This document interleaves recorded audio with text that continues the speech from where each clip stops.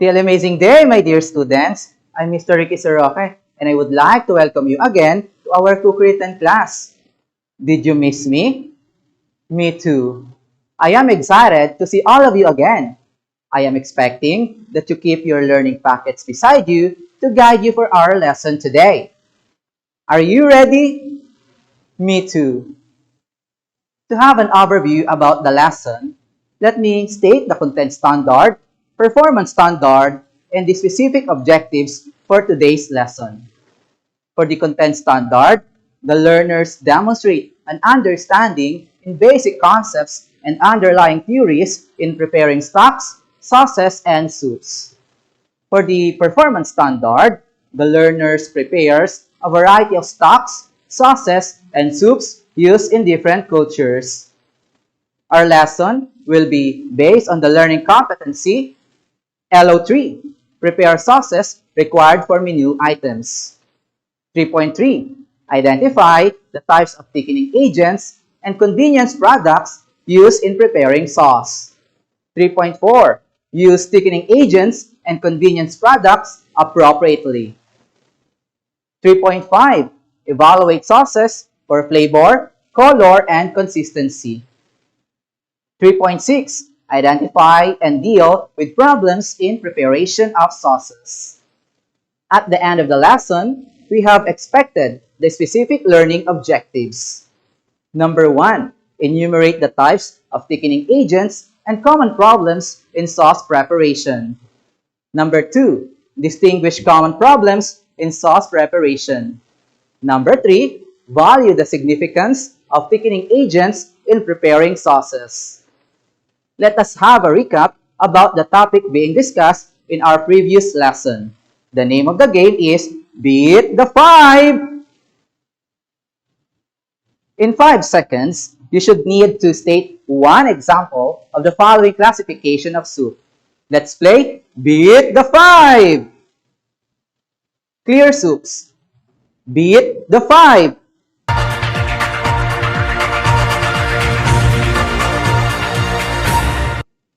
Here are the possible answers. Broth and bouillon, vegetable soup, consommé. Next, thick soups. Beat the 5!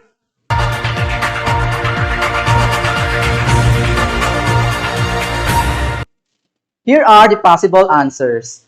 Cream soups, puree, bisque, chowders, and velouté or veloutes. Next is other types of soup. Beat the 5!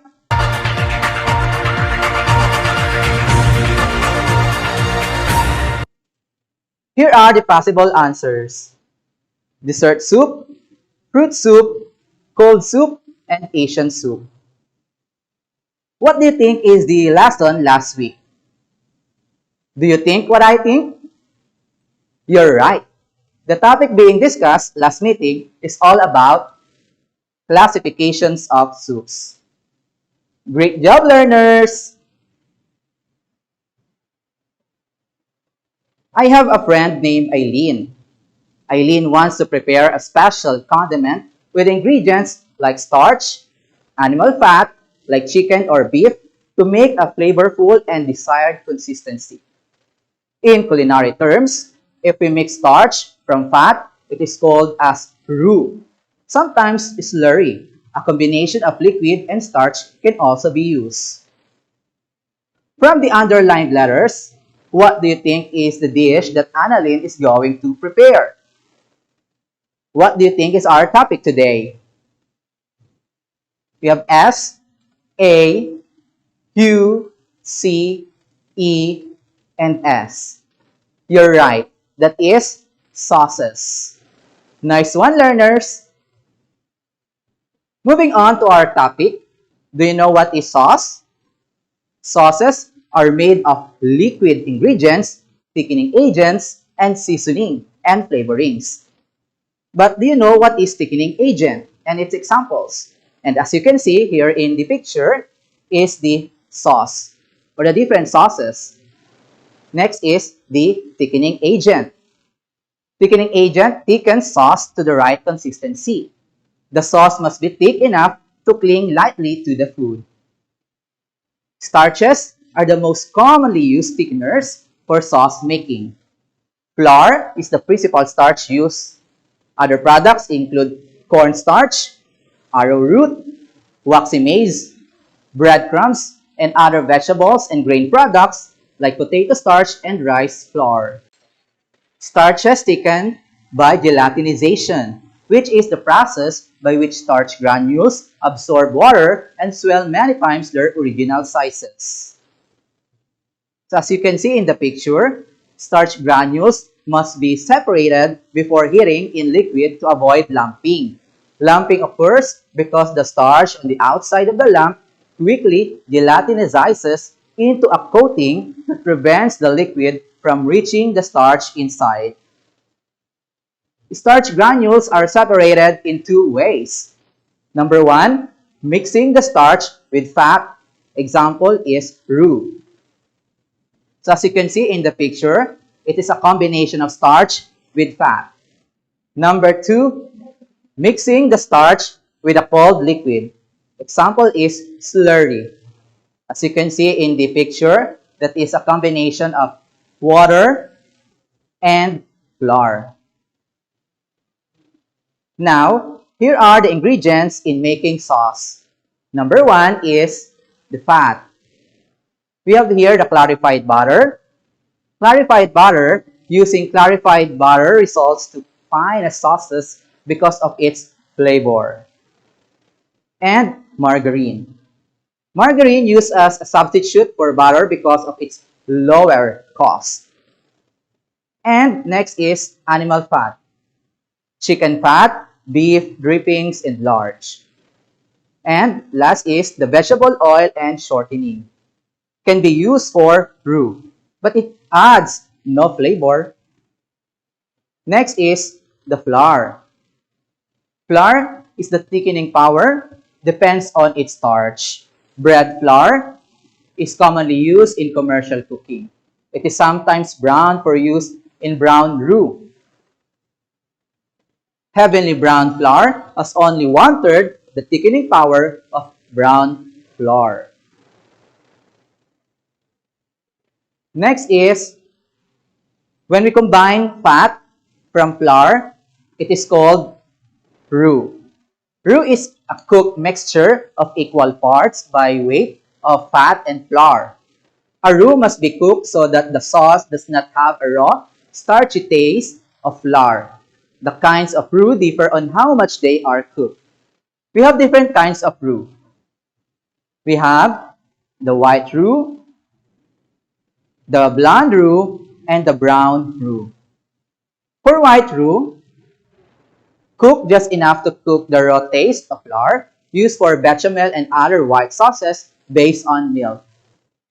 And for the blonde roux, cook little longer to a slightly darker color, used for velouté. And last is the brown roux, cooked to a light brown color and a nutty aroma. Flour may be browned before adding to the fat. It contributes flavor and color to brown sauces. Nut consistency. It is a French culinary term that refers to the consistency of a sauce. Nut consistency is achieved when the sauce reaches a thickness that it allows to coat the food evenly. It should not be too thick or too thin. Let's now evaluate and adjust consistency and texture of sauces. As you can see in the image, a sauce should have a consistency that is light yet thick enough to coat the back of a spoon. Next is, run your index finger down the spoon. If you end up with a clean line down the middle, your sauce is ready. Some examples of sauces that nut consistency applies to are Hollandaise, a creamy sauce of melted butter, egg yolks, and lemon juice or vinegar, served especially with fish. Next is the bechamel, a rich white sauce made with milk infused with herbs and other flavorings. Next is Béarnaise sauce, a rich sauce thickened with egg yolks and flavored with tarragon. Nap consistency basically ensures that your sauce will have a velvety smooth texture without any lumps. If the consistency of a sauce is too thin or too thick in flavor, or the flavor is too weak, adjust it by gently simmering the sauce to reduce, thicken, and concentrate the flavors. Other alternatives include adding a thickening agent, cream, a swirl or of butter, or a lysol of egg yolk and cream. And if the sauce is too thick, add water, stock, or other liquid to adjust consistency. The secret to achieve or to have a perfect silky nap consistency lies in two things. We have constant stirring, always use a metal whisk, and the number two is the right temperature. The stirring will prevent the proteins from separating while keeping a silky consistency. The constant temperature will prevent your sauce from thickening and creating a gruel. Now, here are the common problems in sauce. We have here the discarding, oiling of, poor texture, syneresis or whipping, and last is the oil streaking. Now, let's discuss the hygienic principles and practices in sauce making. Number one, make sure that all equipment is perfectly clean. Number two, hold sauce no longer than 1.5 hours. Make only enough to serve in this time and discard any that is left over.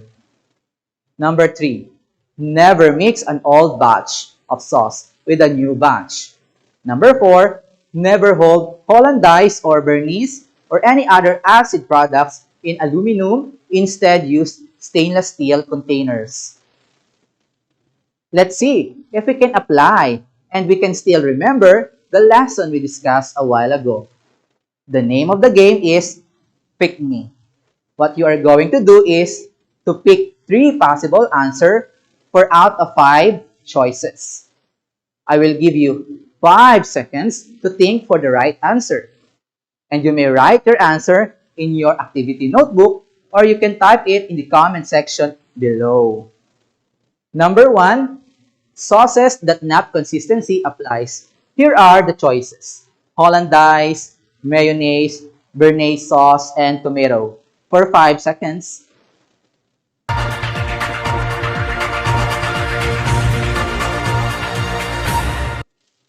The correct answers are hollandaise, bechamel, and béarnaise sauce. Very good, learners. Number 2, kinds of roux. Choices are brown roux, yellow roux, green roux, blonde roux, and the white roux. For 5 seconds.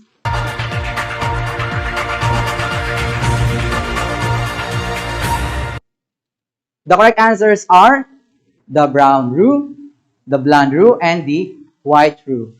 Wonderful, learners. Let's proceed for number 3. 3 examples of fats in preparing sauces.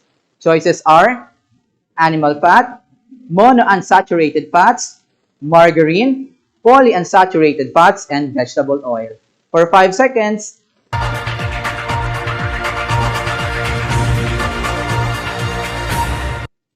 The correct answers are animal fat, margarine, and vegetable oil. Amazing! Great job that you still remember the following details in our lesson. What learning area we can integrate our topic today? It's science, because we encountered different science terminology. We also learned how to be careful or prudent in mixing our sauces. We advise to avoid the common problems in preparing our sauces.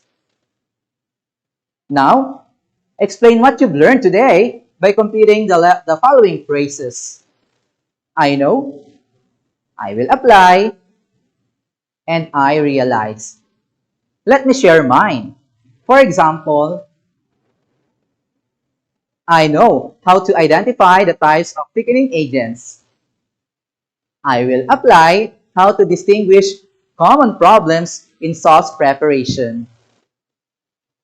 And I realized the importance of thickening agents in preparing sauces. Now, it's your turn.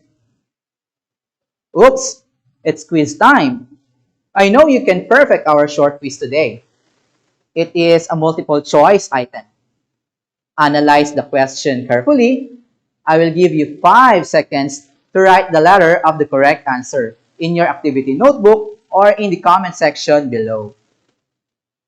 Number 1, a kind of roux that cook just enough to cook the raw taste of flour, used for bechamel and other white sauces based on milk. The choices are A. Blonde roux, B. Brown roux, C. Red roux, or letter D. The white roux. For 5 seconds.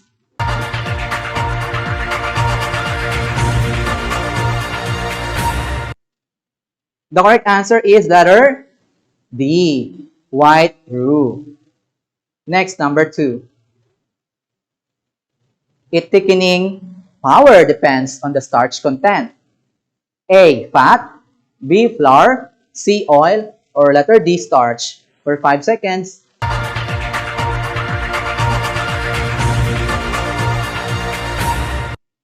The correct answer is letter B. Flour. Number 3.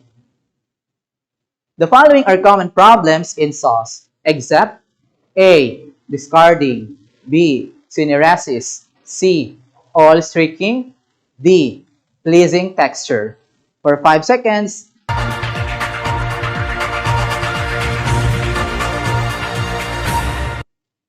The correct answer is letter D. Pleasing texture. Next, number 4. It is used as a substitute for butter because of its lower cost. A. Animal fat, B. Margarine, C. Olive oil, or letter D. Vegetable oil. For 5 seconds.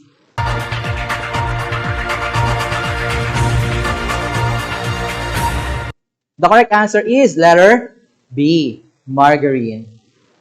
Number 5. It thickens sauce to the right consistency.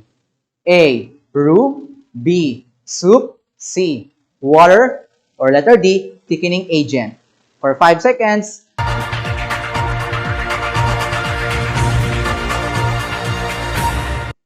The correct answer is letter D. Thickening agent. That's perfect. Congratulations! I know you got perfect score for our quiz today. Again, congratulations, my dear learners. You made it.